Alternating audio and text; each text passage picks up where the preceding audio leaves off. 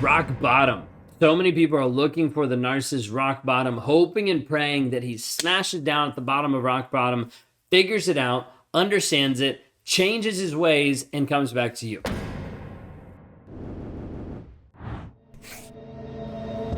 One of the hardest things on being on social media is the hope that it gives people just inherently. I try to be very clear on the majority of my videos and on shorts of like, hey, if you're in a toxic relationship where he's not honest, he's not growing, changing, developing, he's not being vulnerable, leave. Do not stay in these toxic relationships. The hard thing is someone will look at my social media and they'll look at me and they'll be like, but wait a second. He's a narcissist and he's with his wife. Therefore, it's possible. Therefore, I'm going to continue investing hours, time, money, energy into this toxic relationship, hoping and praying that it turns out like Ben's relationship with his wife. And that is not why I'm on social media. And that is not why I'm here.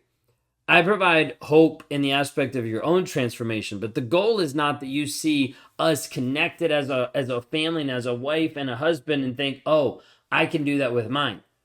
And someone recently was just talking and just showcasing a piece of this where they're wanting that. They're wanting what you have, that's what I want. And I need you to understand that what my wife and I have has been built very hardly. Like over the past 4 years, there's been a lot of pain, a lot of time, a lot of effort of me rebuilding myself to be a man that's actually honest. If you don't have a man that's honest, you don't have a relationship. Some of you look at your relationships and you're like, well, he just started going to counseling, so it might work. Okay, multiply that by almost 5 years, and that's where I'm at. Multiply that by over $150,000 invested in my growth, my development of mindset, coaching, therapists, all of the different things to help me be better because I haven't been showing up as an honest man. So I had to change that. That is a piece of my transformation. So many of you look at it and you're like, well, it seems amazing now. Yeah, but it wasn't. And the reason why my wife left was because I wasn't showing up honest.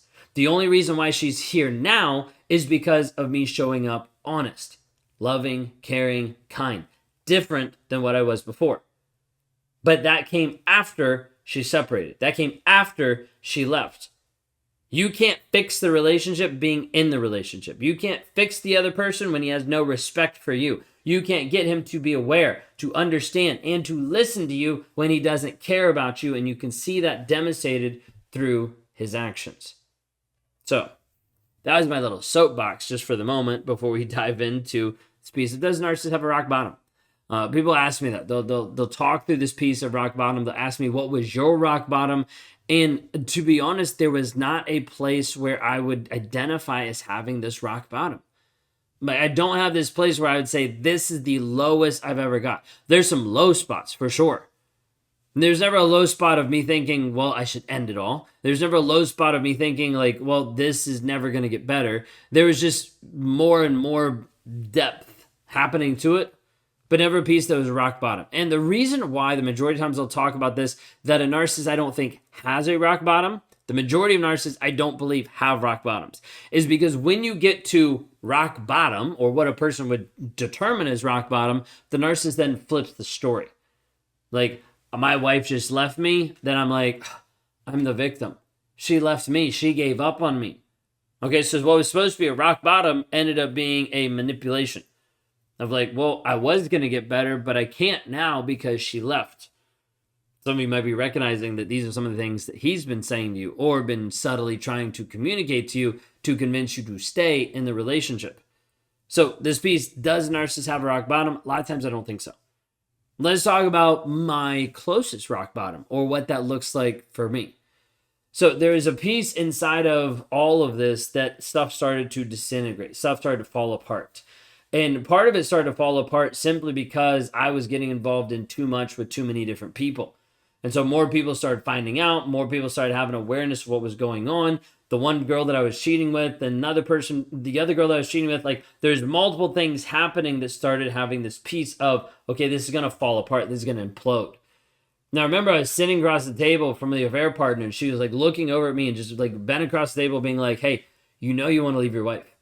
Like, you've talked about this. Like, you know you don't want to be with her anymore. Like, just leave, divorce her, let's go be together. There's a lot of pressure there. So there's this piece of like, okay, maybe this is what I need to do. There's also this aspect of thinking through, how do I get out of this?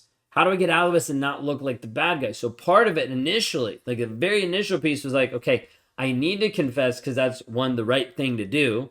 But there's also this back of the head thinking of like, well, if I confess, maybe she'll leave.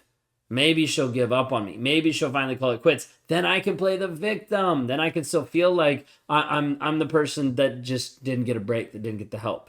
Narcissists play the victim all the time. So there's this piece of this awareness and then me telling and then her getting upset, obviously, because I just confessed like 4 affairs. All of this being a piece that like was blowing up. The problem was she was in a trauma bond. She was still stuck with me mentally, emotionally. So there's this piece of like, she didn't want to leave. And part of the reason why she didn't want to leave in that first moment was because she was afraid I was going to cheat. You're like, that doesn't even make sense. But some of you watching this video resonate with it. You don't actually want to leave the relationship because you're afraid if you do, like if you separate, that he's going to cheat on you. But the problem is you need to understand he's going to do it anyways. All that is a story you're concocting to make yourself feel better about staying in a toxic relationship. If he's already cheated on you multiple times and you're afraid, if we separate, I'm worried that he's going to cheat. Well, yeah, he's going to do it. It's simply because like you can't be micromanaging him into a place of healing. He has to actually want it. My wife did that for a period of time. Micromanaged every single aspect. She still has full access to everything I have. She's still logged in different accounts. She can pull up anything on her phone, like all of these different things. But there's a period of time where she was like reading through all the text messages. She was like full debrief every single night. Then she finally got to a place where she was like, I just can't do this anymore, simply because it wasn't helpful for her in her healing process. There'd be triggering things, there'd be frustrating things, just the anxiety and the stress. She's like, okay, if he's going to cheat, he's going to cheat. Like, but this is where I'm at. I'm done. And so she left. So my wife packed up our daughter and she left. She moved out of state. She was taking another job out of state. She moved in with her mom. Like all of these things happen. So you think, okay, rock bottom. He just lost his wife. Nope. Because even that day, like she left, and it was within that day that I was meeting with someone. Meeting with someone being like, I need someone to console me because my wife just left me. Do you see how screwed up, how fucked up this is? This is the mindset. This is the thought process. I'm not saying this because I'm like, oh, look at me. I'm saying this because you need to understand how bad it gets. My story is nowhere near as bad as what it gets compared to many other people. Like the level, the depth of the abuse, the physical, the sexual, like all the different violence that happens. Yeah, there's a lot of depth to it. Like I was violent in the aspect of like punching walls, kicking doors, never hit anyone, never hit another person, but there was violence there. The fear of violence, right? All of that needs to happen to be around a person, not to actually hit a person, be around a person is just as bad. It's psychological.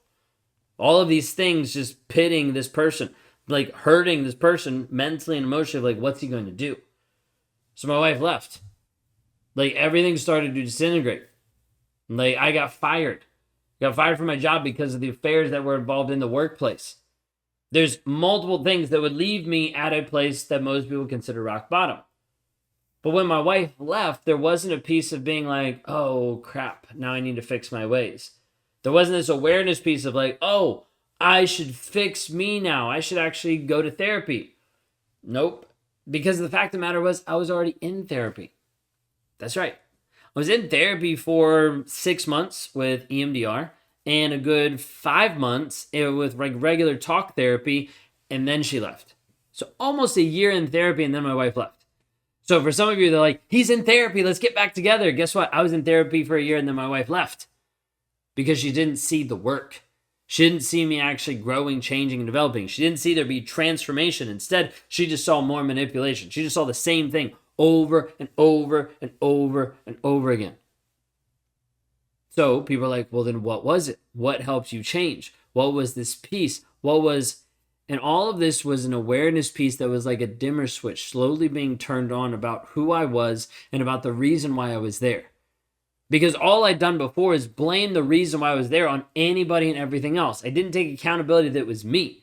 That was my fault. That was my problem. Because I didn't want to acknowledge that the results that were in my life were a direct response of me. I always want to say the results were because I was a victim, because of her communication, because of that person, because it was always someone else's fault. But I had to realize that, hey, the results that I have in my life, I'm the one that's created those results. The only way that I can change those results is changing how I'm actually showing up. The only way I can actually transform the direction that my life is going is transform who I actually am inside.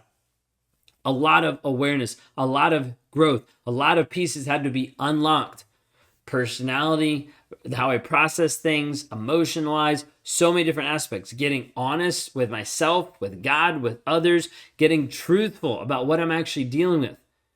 All of these different pieces led me to a place of sitting on the couch in front of my therapist and still telling her, I don't want my wife. And the reason why I was at this place is because I didn't want to try anymore. But I tried just a little bit longer in the aspect of like, okay, I'll give it a shot. I will start to learn how to lead myself by the facts versus leading my life by the feelings. When we get these two things flipped around, chaos ensues. When we get these two things are flipped around, we become victims. When we get these two things flipped around, we start to look at it and be like, well, I feel this way, therefore this is what the facts are, therefore this is why I got here. So, and then you come to a false conclusion. The facts have to lead every single thing that you do. If they don't, you will lead yourself into fiction, into fantasy, and it will end up being your demise. When you're in a toxic relationship, we can only focus on the facts. That is what I had to do. Now, there's a lot more pieces to my journey. I'm not going to dive into all of that, but the whole point of this was actually just talking about rock bottom. So I might have a comment or two being like, you just rambled the whole time. Welcome to my channel. But this whole piece of rock bottom, I don't think a lot of narcissists have a rock bottom. They just shift, mold, and adjust how they're looking, how they're showing up, so they don't have to be accountable. If this helped you today, leave a comment down below. Let me know a video that you want to be able to see or a topic that you want to hear on to help you move forward in your healing process today.